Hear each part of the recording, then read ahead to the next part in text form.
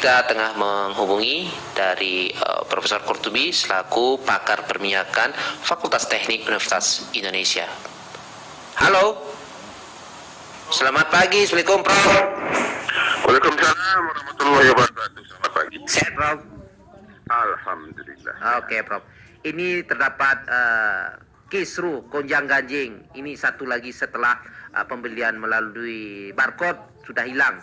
Tapi muncul lagi pembelian satu tempat, satu SPBU. Dari kacamata Prof selaku pakar perminyakan UI sendiri dan juga setelah diakui secara internasional dari penelitian Prof sendiri, ini fenomena apa Prof lihat? Apakah sekedar untuk mengalihkan isu terkait kenaikan ataupun penurunan BBM atau bagaimana? Silakan Prof. Ya, saya juga sempat baca di berbagai sosmed ya, bahwa akan ada kebijakan baru dari pemerintah yang diusulkan oleh BPH Migas, namanya itu lembaga pemerintah untuk sektor hilir migas, bahwa rakyat harus membeli BBM di satu SPBU. Ini BBM bersubsidi maksudnya, ya. Di satu SPBU saja, tidak usah pindah-pindah, ya, agar gampang dikontrol bahwa kendaraan nomor kendaraan sekian sudah membeli BBM hari ini di SPBU ini, itu tidak bisa lagi mengisi di SPBU yang lain sebab mereka sudah koneksi antar SPBU, begitu loh. Ya, nah saya berpendapat kebijakan ini nggak tepat. Mengapa selalu mencari inisiatif inovasi kebijakan di bidang perminyakan ini, ya, selalu yang menyusahkan rakyat. Begini, BBM ini berasal dari minyak mentah yang ada di perut bumi. Ya. Nah, acuan konstitusi kita di pasal 33 menyebutkan bumi, air, dan kekayaan yang terkandung di dalamnya. Kekayaan yang ada di perut bumi termasuk migas itu di perut bumi. Dikuasai negara dan dipakai untuk sebesar-besar kemakmuran rakyat. Kenapa ini diatur? Karena negeri besar ini kekayaan SDA-nya di perut bumi luar biasa. Banyak, beragam, tidak hanya migas, ada batu bara, ada timah, ada aluminium, ada nikel dan seterusnya, ya. Ada macam-macam lah, ya. Itu kita alhamdulillah punya konstitusi satu-satunya negara di dunia. Berarti ini sesuatu yang lucu ya Prof? Sesuatu yang lucu atau mungkin lucu? Lucu dan salah gitu. Ini saya jelaskan sedikit saja secara umum ya, bahwa negeri kita tuh punya pasal 3 UUD 45. Pasal 33 ini konseptornya adalah Bung Hatta, ya, proklamator. Nah, ini cara melaksanakan pasal 33 UUD 45 itu sudah ada undang-undangnya. Ya, itu untuk sebesar-besar kemakmuran rakyat. Jadi minyak mentah yang ada di perut bumi itu dipergunakan untuk sebesar-besar kemakmuran rakyat. Nah, Indonesia kekayaan alam migasnya banyak, ya, banyak. Sedikit saya jelaskan bahwa cara pengelolaan negara yang sesuai dengan pasal 33 adalah karena ini sesuatu yang harus dikuasai negara. Negara harus menguasai ini lewat perusahaan negara, negara harus membentuk perusahaan negara. Sebab pemerintah di seluruh dunia itu nggak bisa berbisnis, nggak bisa menambang migas, ya. Masa ketua DPR, menteri disuruh menambang? Nggak bisa dong. Yang disuruh menambang itulah perusahaan. Perusahaan itu harus milik negara. Ini sesuai dengan pasal Undang-Undang Nomor 44 TRP tahun 1960.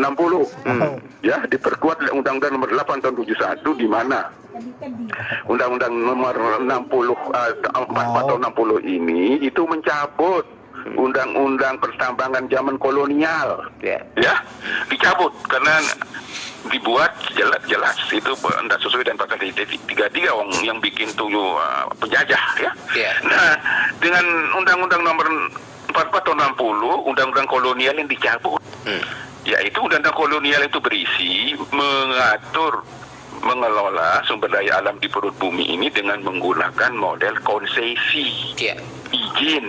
Jadi siapa yang mau menambang silakan asal memperoleh izin dari pemerintah kolonial. Izin itu izin usaha pertambangan. Bahasa lain adalah konsesi. Nah, itu oleh putra bangsa yang berasal dari Aceh, ya, ini tidak boleh. Sumber daya alam kita termasuk migas dikelola dengan cara kolonial. Maka keluar Undang-Undang 24 tahun 60 yang mencabut berlakunya Undang-Undang Pertambangan Kolonial ini tidak boleh lagi menggunakan sistem konsesi atau izin usaha pertambangan. Ya, maka dibentuklah perusahaan negara di bidang perminyakan namanya Pertamina. Pertamina yang menguasai, yang boleh menambang migas di seluruh Indonesia menurut Undang-Undang nomor 871 dan menurut pasal 3 UUD 45 hanya negara yang boleh lewat Pertamina itu betul lewat undang-undang.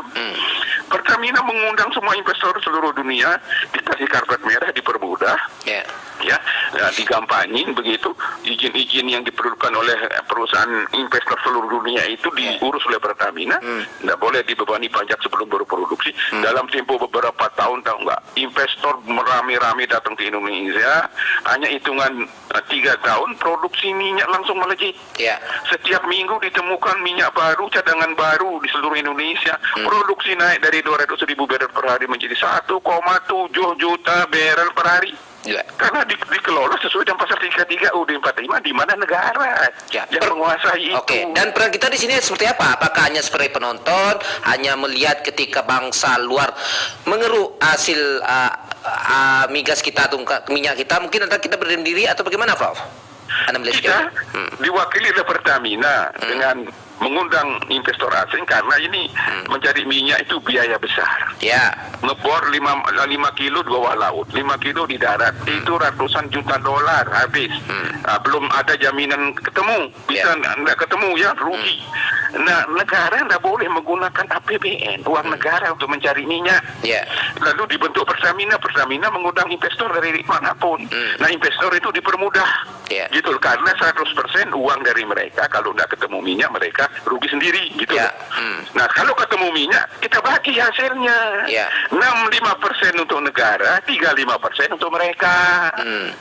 Ini pasal 33 itu begitu, jadi sebesar-besar kemakmuran rakyat maksudnya agar migas di bumi yang dihasilkan oleh investor siapapun harus setor ke negara 65%, untuk keuntungan mereka 35. Ini benar sesuai pasal 33. Akibatnya apa? Kita menjadi produsen minyak terbesar di Asia Timur, anggota OPEC, ya. Kita dihargai oleh seluruh dunia. APBN 80% dari migas, ya, penerimaan devisa 80% dari ekspor migas. Itu hasilnya. Ya, nah pada saat itu pasal 33 dipraktikkan untuk keperluan dalam negeri, terutama untuk masyarakat golongan menengah ke bawah, dikasih harga murah. Namanya subsidi. Ya, itu berjalan bagus di mana-mana, lalu orang bisa angkut barang hasil pertanian pakai truk, pakai apa ke pasar dengan biaya murah. Ya, berjalan bagus. Dalam singkat saja, waktu masa COVID-19 ditambah dengan perang Rusia di Ukraina, nah migas itu menjadi melejit harganya, ya. Tapi berkat ada kebijakan subsidi, di mana kelompok menengah sama kelompok masyarakat bawah memperoleh BBM murah, ya, di bawah harga pasar. Nah, kebetulan sejak tahun 2001 sistem pengelolaan migas dirubah menjadi Undang-Undang Migas nomor 22 tahun 2001 dipaksakan oleh IMF. Dengan undang-undang ini produksi minyak anjlok selama 20 tahun. Wahai sahabat saya dari Sumatera Barat, bahwa selama 20 tahun negeri besar ini migasnya dikelola secara salah, ya, berdasarkan undang-undang yang dipaksakan oleh IMF, bertentangan dengan konstitusi. Terbukti investor anjlok, produksi anjlok setiap tahun. Masa produksi turun 20 tahun dibiarin oleh 3 presiden? 3 presiden. Presiden Megawati yang mengesahkan Undang-Undang Migas nomor 2 tahun 2021, dilanjutkan Presiden SBY selama 10 tahun, dilanjutkan Presiden Jokowi sama sudah 8 tahun beliau ini dibiarkan.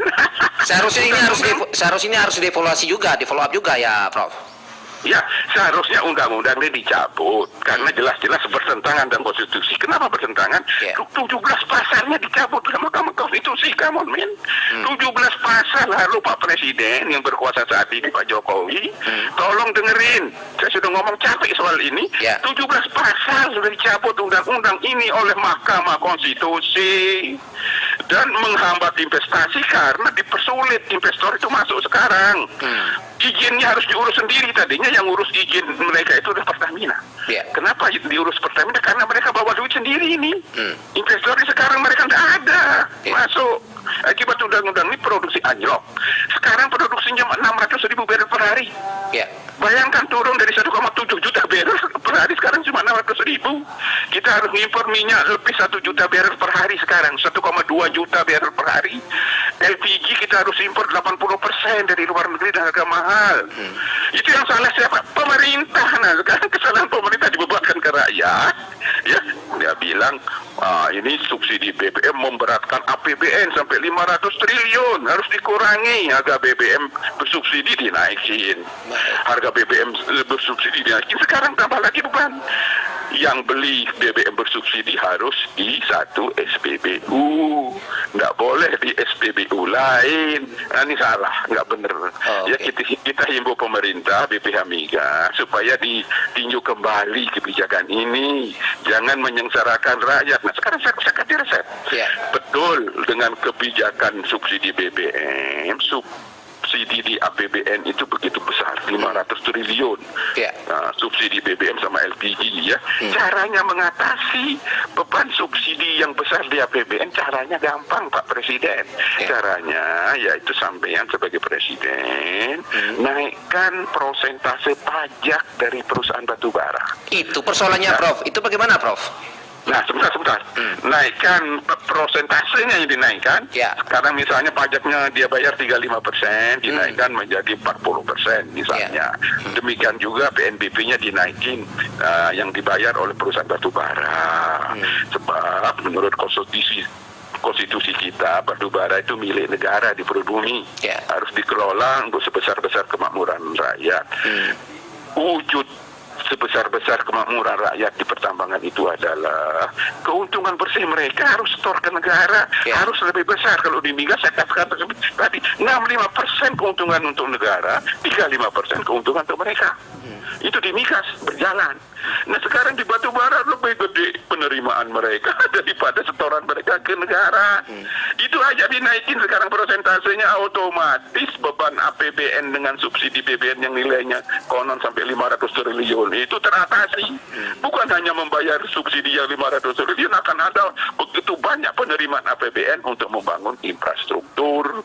Kalau pengelolaan batubara, mineral, tambang mineral, nikel, emas, perak, timah, harus taat kepada pasal 33 di mana perusahaan-perusahaan yang bergerak di bidang SDA ini mereka harus setor ke negara. Setor keuntungan bersih ke negara itu dapat 65%, dan mereka memperoleh 35%. Ya, itu yang benar.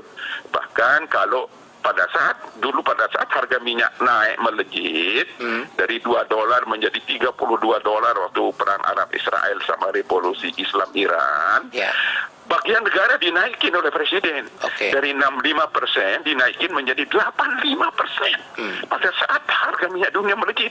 Ya, dan sekarang batu bara dunia harganya melejit, naikkan persentasenya, itu yang saya usulkan ke Presiden Jokowi.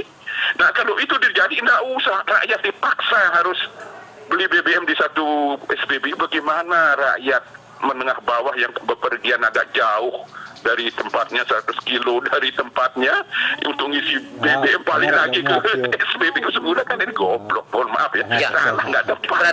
Berarti di sini tinggal kemauan lagi ya, Prof? Betul. Dan saya sudah kasih jalan. Saya sudah usulkan solusinya. Ya, lewat berbagai kesempatan, bahkan saya sudah kirim surat terbuka kepada Presiden soal ini. Baik. Terima kasih Prof. Kurtubis selaku pakar perminyakan UI. Terima kasih selalu. Salam sehat. Salam sehat, terima kasih. Baik, ya pendengar, itulah dari paparan dari pakar perminyakan